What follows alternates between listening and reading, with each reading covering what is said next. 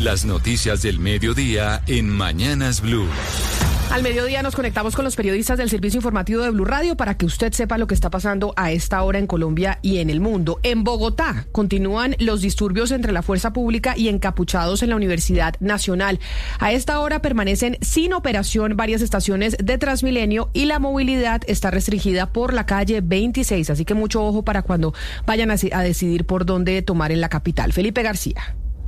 Hola, buenas tardes. Pues a esta hora continúan los enfrentamientos y disturbios entre la UNDEMO, antiguo ESMAD, y encapuchados en la Universidad Nacional, puntualmente en la entrada de la calle 26. Ya completa varias horas este enfrentamiento que inició, hay que decir, aproximadamente a las 9 de la mañana. Desde anoche se estaban alistando estos encapuchados, alistando esas bombas incendiarias en uno de los edificios de la Universidad Nacional, puntualmente el edificio de Sociología, en el cual se metieron estos encapuchados anoche, pues justamente a armar todos estos artefactos incendiarios. Hace unos momentos incluso veíamos a algunos de estos encapuchados con machetes. Es lo que se está viviendo a esta hora todavía aquí en la entrada de la Universidad Nacional por la calle 26. Incluso estos hombres se han subido al techo que está ubicado aquí en la entrada de la Universidad Nacional para lanzarle piedras al ESMAD, a la fuerza pública, que obviamente ha tenido que usar gases lacrimógenos y agua con las tanquetas para intentar replegar a estos encapuchados que siguen atacándolos desde dentro de la Universidad Nacional. Es lo que se vive a esta hora aquí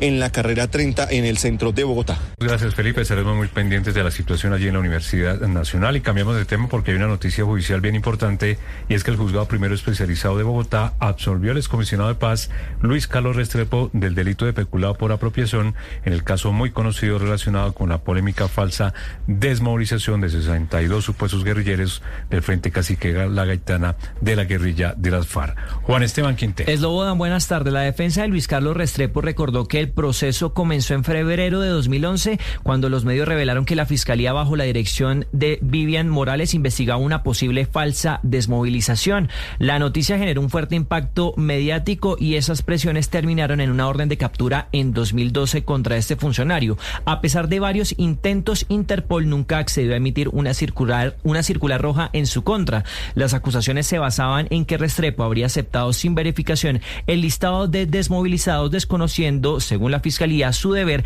de comprobar que se trataba realmente de miembros de un grupo armado. Casualmente, el expresidente Álvaro Uribe se había referido sobre este caso ayer en su juicio. Tengo una responsabilidad muy grande, porque en ese gobierno que presidí se desmovilizaron 53 mil personas.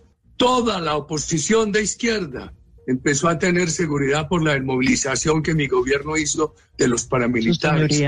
Y el gran ejecutor de eso, Luis Carlos Restrepo, está en el exilio porque lo persiguieron infamemente, como ha quedado revelado esta mañana aquí. Gracias, señora juez. Dice este fallo, Eslobodan, que no se probó que tuviera responsabilidad sobre recursos públicos, que manejara fondos estatales, ni que se hubiera apropiado de dinero alguno. En cambio, el juez concluyó que se trató de una actuación institucional legítima y que el excomisionado cumplió debidamente sus funciones. El gobierno está emitiendo el decreto con el que oficializa la salida de la ministra de Justicia, Ángela María Buitrago. El ministro de Salud, quien ejerce funciones presidenciales, aceptó la renuncia de Buitrago y designó como encargado a Augusto Ocampo, secretario jurídico de la presidencia. Caterina Ávila. Con el decreto 0529 del 16 de mayo, la presidencia aceptó la renuncia de la ministra de Justicia, Ángela María Buitrago. El documento fue firmado por el ministro de Salud, Guillermo Alfonso Jaramillo, quien ejerce funciones presidenciales hasta el 19 de mayo debido al viaje del presidente Gustavo Petro a China. Con la salida de Buitrago queda encargado de la cartera Augusto Ocampo, actual secretario jurídico de la presidencia y quien fue mencionado por la ahora exministra al revelar una de las razones que la llevaron a renunciar. Se trata de un viaje que la funcionaria realizó el 7 de mayo a Washington para presentar las gestiones del gobierno en la lucha contra las drogas. Al salir del país, dejó como encargado del Ministerio de Justicia al secretario general de la cartera. Sin embargo, denunció que le pidieron reemplazarlo por Augusto Ocampo, el secretario jurídico de la presidencia, y eso haría parte de las presuntas injerencias por parte del ministro del Interior, Armando Benedetti, y de la directora del DAPRE, Angie Rodríguez, hacia su ministerio para nombrar o retirar funcionarios de sus cargos. Ángela María Buitrago estuvo 11 meses frente al ministerio y con su salida ya son 55 los jefes de cartera que han pasado por el gobierno del presidente Gustavo Petro en 34 meses que lleva en el poder. Y a propósito, Slobodan, de la salida de Ángela María Buitrago, el ministro del Interior, Armando Benedetti, ha acusado a la ministra de decir que como la votaron de su cargo, sale a golpear al perro más flaco. Hay un trino que se conoce a esta hora de la exministra Susana Muhammad, que además es una de las más cercanas, o era por lo menos, al presidente Gustavo Petro, en donde dice el perro más flaco, entre comillas, el chiste se cuenta solo. No merece una ministra de Estado este trato del jefe de gabinete y ministro del Interior del gobierno. Se sigue haciendo pedazos el gabinete y todo por cuenta de la defensa que hace el mandatario Gustavo Petro de Armando Benedetti. Pues es otro caso, Camila, lamentable de fuego amigo al interior del gobierno, al interior de sus propios ministros, y hace algunos minutos precisamente la saliente ministra Ángela María Buitrago dijo que hasta el momento no ha sido notificada el decreto que firmó el ministro con funciones presidenciales, el ministro de Salud. Y cambiamos de tema porque hablamos de una alerta de la Contraloría que advierte que los pequeños productores del agro colombiano aún continúan con impedimentos para el acceso a créditos que está otorgando el gobierno nacional. Slobodan, pues lo que dice la Contraloría en este momento es que solamente el 15% de los productores pequeños del agro colombiano accedieron a estos créditos, de los cuales estaban 249 billones de pesos designados para estos. Dicen que no solamente es por el desconocimiento que causa la gente o que también el gobierno no los informa ni las entidades, sino que además a la hora de pedirles los certificados bancarios, los trámites, la facilidad de pago o la experiencia crediticia se los niegan. Es por esto que piden además, o la Contraloría le pide al gobierno ser un poco más específico con los trámites de préstamos, porque esto podría alivianar un poco la carga de primero de cómo pagar los créditos, de segundo la productividad en el país y de tercero de ampliar las tierras. Lo que dice además la Contraloría es que del 2024 al 2025 menos del 15% de los pequeños productores estaban accediendo a los créditos, por lo cual esperan para este segundo semestre el gobierno implemente más iniciativas para alivianar las pérdidas y asimismo que los productores grandes, pequeños y medianos puedan acceder a los créditos nacionales. En varios centros asistenciales de Pasto recibieron atención médica los agentes de policía, bomberos y algunos civiles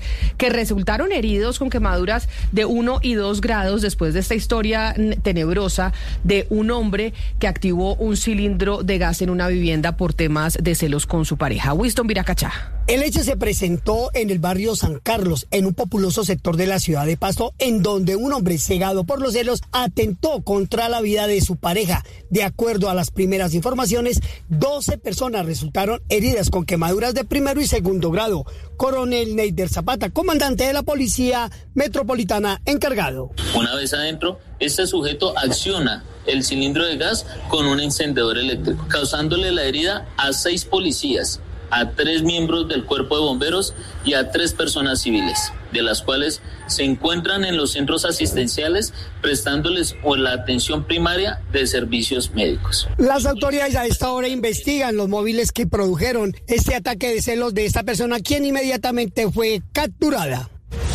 Y la vicepresidenta de la Cámara de Representantes, Lina María Garrido, está denunciando amenazas de muerte y hace un llamado a la comunidad internacional, a la ONU y al gobierno de los Estados Unidos para que le ayuden a proteger. Carolina Otero. Slobodan, la representante, asegura que por la labor que ha venido realizando como opositora al gobierno nacional, ha recibido varias amenazas en contra de su vida y de la vida de su familia por varios grupos armados. Pide a la comunidad internacional ayuda y especialmente al secretario de Estado de Estados Unidos, Marco Rubio. Escuchemos.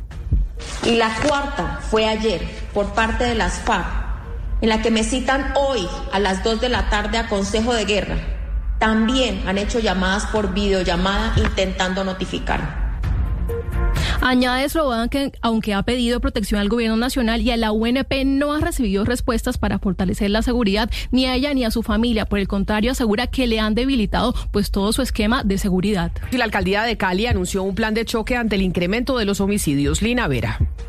Debido al incremento en los homicidios en la ciudad de Cali, desde la alcaldía decidieron implementar un plan de choque durante este fin de semana con el fin de combatir y desarticular a estructuras delincuenciales que se dedican a cometer asesinatos, al microtráfico y extorsionar, especialmente en el oriente de la ciudad. Según datos del Observatorio de Seguridad de la ciudad, entre el 1 de enero y el 14 de mayo del 2025 fueron asesinadas en la ciudad 376 personas, lo que representa un incremento del 20% si se compara con el mismo periodo del año anterior. El alcalde de Cali, Alejandro Eder. Yo aprovecho además para reiterar el llamado al gobierno nacional para que se atienda de manera contundente a los grupos narcotraficantes que están en la parte alta de Jamundí y en el norte del Cauca, porque toda esa producción de cocaína está inundando a Cali y el 63% de los homicidios en Cali se deben al microtráfico. Indicó que de las más de 60 bandas que hay detectadas, 12 serán las priorizadas para desarticularlas.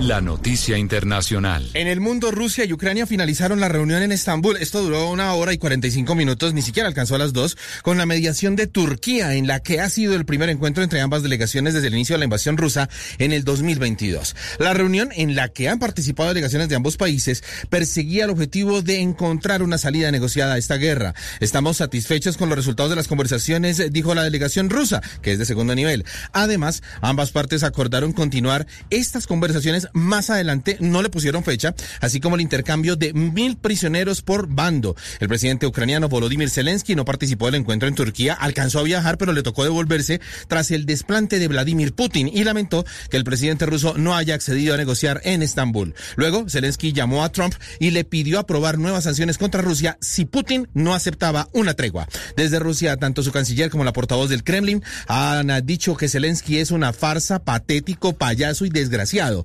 mientras que varios líderes europeos, entre ellos el francés Emmanuel Macron, le enviaron un mensaje a Putin. Debería dejar de jugar, que se comporte serio y declare un alto el fuego con Ucrania. La noticia deportiva.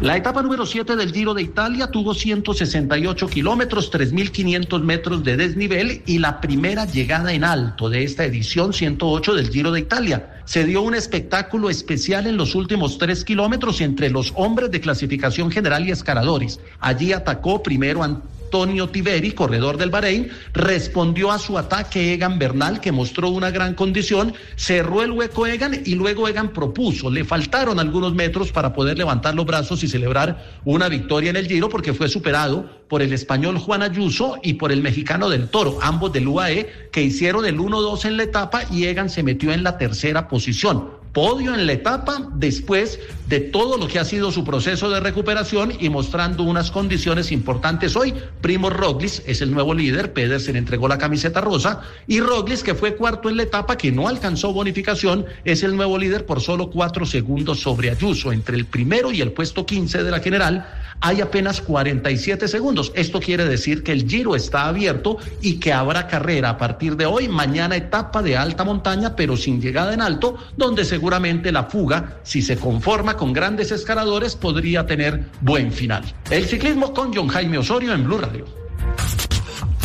Las principales tendencias en redes sociales. A esta hora es tendencia en redes sociales Shakira, pues los fanáticos de la barranquillera están sorprendidos con el anuncio que hizo el cantante Alejandro Sanz sobre una nueva colaboración con la colombiana. Fue por medio de sus redes sociales que Alejandro Sanz anunció la nueva colaboración titulada Bésame, la cual estará incluida en su nuevo álbum que se lanzará el próximo 23 de mayo.